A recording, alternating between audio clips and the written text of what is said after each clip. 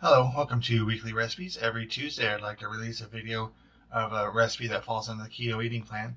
Today I'm making a low-carb jambalaya. Jambalaya has rice in it, so it's switching out for cauliflower rice. Quite a few recipes that are rice-based, so just switch them out for cauliflower rice. I know I have another recipe that I think I have a couple of jambalaya recipes now, but I'm pretty sure this is the first keto jambalaya. Um, it's kind of unfortunate. This recipe kind of suffers a bit from the shrinkflation that's happening lately. It's supposed to be 1 pound of the kielbasa sausage, but it's 14 ounces, and it's supposed to be a pound of shrimp, but I think it's like 10 ounces. Could have probably bought some more shrimp, but that stuff's expensive. So, yeah, living here in the middle of Kansas, don't get much shrimp. Don't get much seafood in general. So, let me go ahead and get started. And here's all what's in it. Actually looks pretty simple. I think it's more simpler than the other jambalaya recipes I have. Start with 2 tablespoons of olive oil, close to a pound of kielbasa sausage, 2 bell peppers, get diced up. It calls for 1/2 of a large onion, but that's a pretty small onion, so I would call it that good. Half a cup of diced celery, 3 cloves of garlic, close to a pound of, it's 12 ounces of shrimp. Pretty close. 4 cups of riced cauliflower. It says you can use either fresh or frozen. I just picked up the frozen one because it had a digital coupon on it. Not sponsored.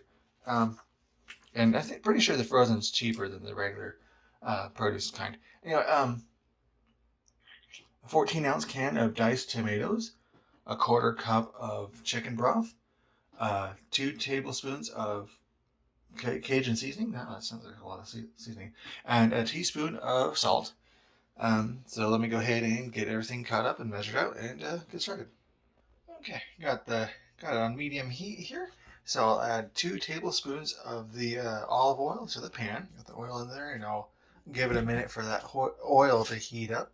And just get that oil mixed around, just so it gets even covered. It should be warm enough now. So I'll add in the bell peppers, onion, and celery. And I'll get those stirred up, and those cook for about 5 to 7 minutes.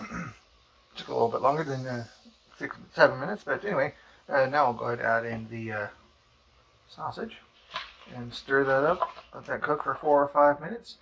It says until brown, which is strange because the sausage is already sausage. But anyway, we'll let that cook for a while. All right, that's been cooking for a while, so now I'll add in the garlic.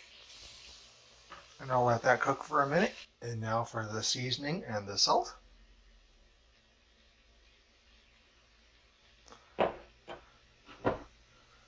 The broth. And tomatoes. I'll leave the rice and shrimp for a little bit later, and I'll let that come to a boil. Now I'm going to lower the heat and let that simmer for about 10 minutes. So cover it and simmer it for 10 minutes. Let that simmer for 10 minutes. All right, that's been going for about 10 minutes now, so I'll go ahead and add in the shrimp. Get that mixed in. I wonder if I should have cut the shrimp up.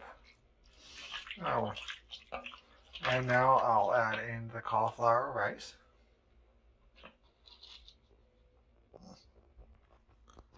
And I'll get that all stirred in. That's some thick stuff. Okay, and now I'm just gonna turn the heat up a little bit just to be safe.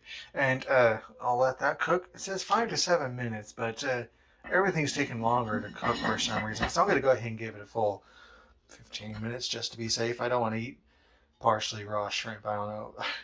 Not sure if that's all that great for you. So I'm gonna go ahead and let that cook for a while. All right, and there's the finished product. I'll get it mixed up and bowled up here in a moment. Okay, the recipe online said it made 6 servings, but it looks better as 5 servings. So we're gonna go get that all bagged up and frozen up. Thanks for watching. Every Tuesday, I'm going to try to release a video of a keto-friendly recipe. Like, share, and subscribe, and all that good stuff. And check out blog links and Patreon link down below. And have a nice day.